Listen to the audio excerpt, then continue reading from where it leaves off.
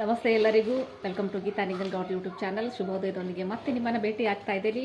ಇವತ್ತಿನ ಒಂದು ಶುಭೋದಯದ ನೋಡಿ ಪ್ರೇರಣೆ ಅಂತಕ್ಕಂಥದ್ದು. ಹಾಗಾದರೆ ವ್ಯಕ್ತಿ ಯಾವ ರೀತಿ ಪ್ರೇರಣೆ ಆದಾಗ ಕೆಲಸ ಕಾರ್ಯಗಳನ್ನು ಮಾಡ್ತಾನೆ ಅಂತಕ್ಕಂಥದ್ದು. ಹಾಗಾದ್ರೆ ವ್ಯಕ್ತಿಗೆ ಅಥವಾ ವಸ್ತುವಿಗೆ ಪ್ರೇರಣೆ ಅಂತಕ್ಕಂಥದ್ದು ಬಹಳ ಮುಖ್ಯವಾಗಿರ್ತಕ್ಕಂಥದ್ದು.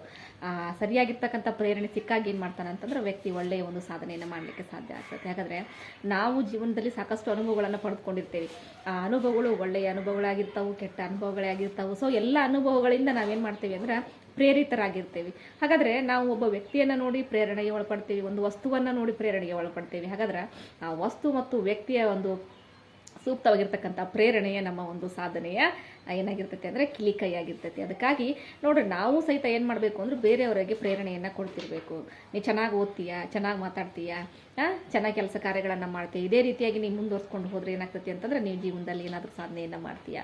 ಈ ರೀತಿ ನಾವು ಪ್ರೇರಣೆಯನ್ನು ಕೊಡ್ತಾ ಹೋದ್ರೆ ಏನಾಗ್ತೈತಿ ಅಂತ ಹೇಳಿದ್ರೆ ಆ ವ್ಯಕ್ತಿ ಆಗಿರ್ಬೋದು, ವಸ್ತು ಆಗಿರ್ಬೋದು, ಏನಾಗ್ತತಿ ಅಂತ ಹೇಳಿದ್ರೆ ಒಂದು ಸೂಕ್ತವಾಗಿರ್ತಕ್ಕಂಥ ಸ್ಥಳವನ್ನು ಇಲ್ಲಿ ಹುಡುಕ್ಲಿಕ್ಕೆ ಸಾಧ್ಯ ಆಗ್ತತಿ. ಹಾಗಾದರೆ ಪ್ರೇರಣೆ ಅಂತಕ್ಕಂಥದ್ದು ಬಹಳ ಅತ್ಯಮೂಲ್ಯವಾಗಿರ್ತಕ್ಕಂಥದ್ದು. ನೋಡ್ರಿ, ಯಾವುದೇ ವ್ಯಕ್ತಿಗೆ ಪ್ರೇರಣೆ ಇಲ್ಲದೆ ಏನನ್ನು ಮಾಡಲಿಕ್ಕೆ ಸಾಧ್ಯನೇ ಇಲ್ಲ. ಹಾಗಾದ್ರೆ ಪ್ರೇರಣೆ ಮಾಡಿದಾಗ ಏನಾಕೈತಿ, ಪ್ರಚೋದನೆ ಒಳಪಡ್ತೈತಿ. ನೋಡ್ರಿ, ಸೈಕಾಲಜಿಕಲಿ ಪ್ರೂವ್ ಆಗಿರ್ತಕ್ಕಂಥದ್ದು ಇದು. ಯಾಕಂತಂದ್ರೆ ನಾನೇನೋ ಮಾಡ್ತಾ ಇರ್ತೀನಿ, ಒಂದು ಕೆಲಸವನ್ನು ಮಾಡ್ತಾ ಇರ್ತೀನಿ, ಯಾರೋ ಬಂದು ನೋಡ್ತಿರ್ತಾರೆ, ನೋಡಿ ಏನು ಮಾಡ್ತಾರೆ, ಓ ಚೆನ್ನಾಗಿ ಮಾಡಿದೀಯಾ, ಈ ರೀತಿ ಮಾಡಬೇಕಾಗಿತ್ತು, ಬೆಸ್ಟ್ ಮಾಡಿದೀಯಾ, ನೋಡ್ರಿ ಇದೇ ರೀತಿ ನೀನು ಮಾಡು, ಚೆನ್ನಾಗಿ ಮಾಡ್ತೀಯಾ, ನಿನಗೆ ಅವಾರ್ಡ್ ಬರ್ತೈತಿ, ನೀನು ಸಕ್ಸಸ್ ಆಗ್ತೀಯಾ. ಈ ರೀತಿ ಪ್ರೇರಣೆಯನ್ನು ಕೊಟ್ಟಾಗ ಆ ವ್ಯಕ್ತಿ ಏನು ಮಾಡ್ತಾನೆ, ಓ ಈ ರೀತಿ ನಾನು ಚೆನ್ನಾಗಿ ವರ್ಕ್ ಮಾಡಿದ್ರೆ ನನಗೇನಾಗ್ತದೆ, ಸಕ್ಸಸ್ ಸಿಗುತ್ತಲ್ಲ ಅಂಥೇಳಿ ಏನು ಮಾಡ್ತಾನೆ, ಅವನು ಜಾಸ್ತಿ ಇನ್ವಾಲ್ವ್ ಆಗಿ ಏನು ಮಾಡ್ತಾನೆ, ಆ ಕಾರ್ಯವನ್ನು ಕಂಪ್ಲೀಟ್ ಮಾಡ್ತಾನೆ. ಸೊ ಅದೇ ರೀತಿಯಾಗಿ ವಿದ್ಯಾರ್ಥಿಗಳಿಗೆ ಸಹಿತ ನಾವು ಸೂಕ್ತ ರೀತಿಯ ಪ್ರೇರಣೆಯನ್ನು ಕೊಟ್ಟಾಗ, ಇಲ್ಲ ನೀನು ಚೆನ್ನಾಗಿ ಸ್ಕೋರ್ ಮಾಡಿದೀಯಾ, ಇನ್ನೂ ಏನು ಮಾಡಬೇಕು, ಟ್ರೈ ಮಾಡಿದ್ರೆ ನೀವು 100ಅನ್ನು ಕ್ರಾಸ್ ಮಾಡ್ತೀವಿ. ಈ ರೀತಿ ನಾವು ಏನು ಮಾಡಬೇಕು, ಪ್ರೇರಣೆಯನ್ನು ನೀಡಿದಾಗ ಆ ಒಂದು ಮಗುನೂ ಸಹಿತ ಏನು ಮಾಡ್ತೈತಿ,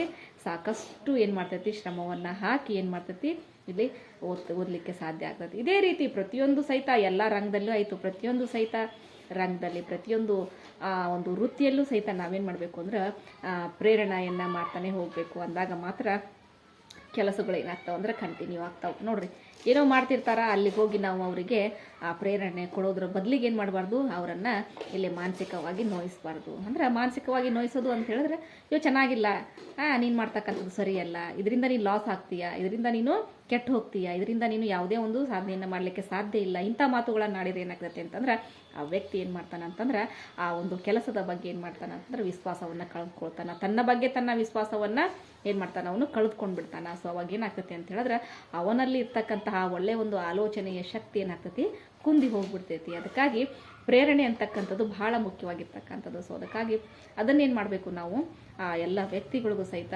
ಸರಿಯಾದ ರೀತಿಯಲ್ಲಿ ಏನು ಮಾಡಬೇಕು, ನಾವು ಅದನ್ನು ಒದಗಿಸ್ಬೇಕಾಗ್ತೈತಿ. ನೋಡ್ರಿ, ಪ್ರೇರಣೆ ಅಂತಕ್ಕಂಥದ್ದು ಕೆಟ್ಟ ವಿಚಾರಗಳಿಗೂ ಸಹಿತ ಇರ್ತೈತಿ, ಒಳ್ಳೆ ವಿಚಾರಗಳಿಗೂ ಸಹಿತ ಕೊಡೋದಿರ್ತೈತಿ. ಹಾಗಾದ್ರೆ ಒಬ್ಬ ವ್ಯಕ್ತಿ ಏನೋ ಒಂದು ವ್ಯಸನಕ್ಕೆ ಬಲಿಯಾಗಿ ಏನು ಮಾಡ್ತಿರ್ತಾನೆ ಅಂತಂದ್ರೆ ಅದೇ ವ್ಯಸನದಲ್ಲಿ ಕಂಟಿನ್ಯೂ ಆಗ್ತಿರ್ತಾನೆ. ಅವಾಗ ನಾವು ಅವನಿಗೆ ಪ್ರೇರಣೆಯನ್ನು ಕೊಡೋದಲ್ಲ, ಇದೇ ರೀತಿ ಕಂಟಿನ್ಯೂ ಮಾಡು, ನಿನ್ನನ್ನು ಕೇಳೋರು ಯಾರು, ಚೆನ್ನಾಗಿರು, ಇದೇ ರೀತಿ ಮಾಡಿ ಅಂತೇಳಿ ಪ್ರೇರಣೆಯನ್ನು ಕೊಡೋದಲ್ಲ. ಇದನ್ನೇನು ಮಾಡಬೇಕು ಅಂತ ಹೇಳಿದ್ರೆ ಇದರಿಂದ ಆಗ್ತಕ್ಕಂತಹ ತೊಂದರೆಗಳ ಬಗ್ಗೆ ಅವನಿಗೆ ಸೂಕ್ತ ಮಾಹಿತಿಯನ್ನು ಕೊಟ್ಟಾಗ, ಉದಾಹರಣೆಯನ್ನು ಕೊಟ್ಟಾಗ ಏನಾಗ್ತಾನೆ, ಅವನು ಆ ಉದಾಹರಣೆಗಳಿಂದ ಪ್ರೇರಿತನಾಗಿ ಏನು ಮಾಡ್ತಾನೆ ಅಂತಂದ್ರೆ ಅವನು ಮುಕ್ತನಾಗ್ತಾನೆ, ವ್ಯಸನದಿಂದ ಮುಕ್ತನಾಗ್ತಾನೆ. ಸೊ ನೋಡ್ರಿ, ಅದಕ್ಕಾಗಿ ಇಲ್ಲಿ ಸಮಾಜದಲ್ಲಿ ಅನೇಕ ಜನರು ಏನಿರ್ತಾರೆ ಅಂತಂದ್ರೆ ಇಂತಹ ಒಂದು ಕೆಲಸಗಳಿಗೂ ಸಹಿತ ಪ್ರೇರಣೆ ಕೊಡ್ತಕ್ಕಂಥವ್ರು ಇರ್ತಾರೆ. ಸೊ ಅದಕ್ಕಾಗಿ ನಾವು ಭಾಳ ಕೇರ್ಫುಲ್ಲಾಗಿ ಏನು ಮಾಡಬೇಕು ಅಂತಂದ್ರೆ ಸಮಾಜದಲ್ಲಿ ಬದುಕಬೇಕಾಗ್ತೈತಿ. ಅದಕ್ಕಾಗಿ ನಾವೇನು ಮಾಡಬೇಕು, ಒಳ್ಳೆಯ ವಿಷಯಗಳಿಗೆ ಮಾತ್ರ ಪ್ರೇರಣೆಯನ್ನು ಕೊಡಬೇಕು. ಅಂದಾಗ ಮಾತ್ರ ಏನಾಗ್ತೈತಿ, ಸಮಾಜದ ಒಂದು ಏಳಿಗೆ ಆಗ್ತೈತಿ. ಸಮಾಜವನ್ನು ಉದ್ಧಾರ ಮಾಡೋದು ಅಂತಂದ್ರೆ ಏನು, ಒಳ್ಳೆಯ ರೀತಿಯ ಕೆಲಸ ಕಾರ್ಯಗಳಿಗೆ ಸೂಕ್ತ ಪ್ರೇರಣೆಯನ್ನು ಕೊಡೋದು. ಈಗ ಯಾರೋ ಏನೋ ಒಂದು ಸ್ವಚ್ಛತೆಯ ಒಂದು ಕಾರ್ಯಕ್ರಮವನ್ನು ಹಮ್ಮಿಕೊಳ್ತಿರ್ತಾರೆ, ನೀ ಏನು ಸ್ವಚ್ಛ ಮಾಡ್ತೀವಿ ಬಿಡು, ಸ್ವಚ್ಛತೆಯನ್ನು ನೀವು ಮಾಡ್ಕೊತ ಹೋಗು, ಹಿಂದಿಂದ ಎಲ್ಲರೂ ಏನು ಮಾಡ್ತಾರೆ, ಕಸವನ್ನು ಹಾಕ್ಕೊಳ್ತಾ ಹೋಗ್ತಾರೆ ಅಂತೇಳಿ. ಈ ರೀತಿ ನೀವು ಅವರಿಗೆ ಮೋಟಿವೇಟ್ ಮಾಡಿದಾಗ ಏನಾಗ್ತದೆ, ಅಯ್ಯೋ ನಾನು ಏನು ಮಾಡಿದ್ರು ಅಷ್ಟೇ ಬಿಡು, ಈ ಕೆಲಸವನ್ನು ಮಾಡಿ ನಾವು ಎಷ್ಟು ಸುಮ್ಮನೆ ಮಾಡ್ಲಿಕ್ಕೆ ಹೋಗಬಾರ್ದು ಅಂತೇಳಿ ಏನು ಮಾಡ್ತಾನೆ, ಅವನು ಆ ಕೆಲಸವನ್ನು ಅಲ್ಲಿಗೆ ಬಿಟ್ಬಿಡ್ತಾನೆ. ಇಲ್ಲ ಅಂತ ಹೇಳಿದ್ರೆ ಆ ವ್ಯಕ್ತಿ ತಿರುಗಿ ಮಾತಾಡಿದಾಗ ಏನಾಗ್ತೈತೆ ಅಂದರೆ, ಇಲ್ಲ ಪರವಾಗಿಲ್ಲ, ನಾನು ಕ್ಲೀನ್ ಮಾಡ್ಕೊತ ಹೋಗ್ತೇನೆ, ಹಿಂದಿಂದ ಹಾಕಲಿ ಅವ್ರಿಗೇನು ಮಾಡ್ತೇನೆ, ರಿಟರ್ನ್ ಬಂದು ಏನು ಮಾಡ್ತೇನೆ, ಲೆಸನನ್ನು ಕಲಿಸ್ತೇನೆ. ನೋಡ್ರಿ, ಇಷ್ಟೇ ಈ ರೀತಿ ಕಸವನ್ನು ಹಾಕಿದ್ರೆ ಏನಾಗ್ತದೆ ಅಂತಂದ್ರೆ ಇಷ್ಟು ದುಷ್ಪರಿಣಾಮಗಳಾಗ್ತಾವೆ ಅಂತಕ್ಕಂಥ ನಾನು ಹೇಳ್ತೀನಿ ಅಂಥೇಳಿ ಆ ತಿರುಗಿ ಪ್ರೇರಣೆಯನ್ನು ಕೊಟ್ಟಿರ್ತಕ್ಕಂಥ ವ್ಯಕ್ತಿಗೆ ಹೇಳಿದಾಗ ಏನಾಗ್ತೈತಿ ಅಂತ ಹೇಳಿದ್ರೆ ಆ ವ್ಯಕ್ತಿ ಏನು ಮಾಡ್ತಾನೆ ಅಂತಂದ್ರೆ ಎಚ್ಚೆತ್ಕೊಂಡು ಮತ್ತೊಮ್ಮೆ ಏನು ಮಾಡ್ತಾನೆ, ಸರಿಯಾದ ರೀತಿಯಲ್ಲಿ ನಾನು ಪ್ರೇರಣೆಯನ್ನು ಕೊಡಬೇಕು ಅಂತೇಳಿ ಏನು ಮಾಡ್ತಾನೆ ಅವನು ಮನಗೊಂಡ್ತಾನೆ. ಸೊ ಈ ರೀತಿಯಾಗಿ ಪ್ರೇರಣೆ ಅಂತಕ್ಕಂಥದ್ದು ಒಳ್ಳೆ ಕೆಲಸಗಳಿಗೂ ಕೊಡ್ಬೋದು, ಕೆಟ್ಟ ಕೆಲಸಗಳಿಗೂ ಕೊಡ್ಬೋದು. ಆದರೆ ಕೊಡ್ತಕ್ಕಂತಹ ಪ್ರೇರಣೆ ನಾವೇನು ಮಾಡಬೇಕು, ವಿಚಾರ ಮಾಡಿ ಪ್ರೇರಣೆಯನ್ನು ಕೊಡಬೇಕಾಗ್ತತಿ. ಅಂದಾಗ ಏನಾಗ್ತತಿ ಅಂದರೆ ಪ್ರೇರಣೆಯ ಒಂದು ಸದುಪಯೋಗ ಆಗ್ತತಿ ಅಂತ ಹೇಳ್ತಾ, ಪ್ರತಿಯೊಬ್ಬರು ಸಹಿತ ಏನು ಮಾಡಿರಿ, ಒಳ್ಳೆಯ ಒಂದು ಪ್ರೇರಣೆಯನ್ನು ನಿಮ್ಮ ಒಂದು ಜೀವನದಲ್ಲಿ ಇಟ್ಕೊಂಡು ಏನು ಮಾಡಿರಿ ಅಂತಂದರೆ ಕೆಲಸಗಳನ್ನು, ನಿಮ್ಮ ಒಂದು ಸಾಧನೆಯನ್ನು ಏನು ಮಾಡಿರಿ ಅಂತಂದ್ರೆ ರೀಚ್ ಆಗ್ರಿ ಅಂತ ಹೇಳ್ತಾ, ಸೊ ಮತ್ತೊಂದು ಶುಭೋದಯದ ನುಡಿಯೊಂದಿಗೆ ಮತ್ತೆ ನಿಮ್ಮನ್ನು ಭೇಟಿ ಆಗ್ತೀನಿ. ಅಲ್ಲಿವರೆಗೂ ನಮಸ್ತೆ.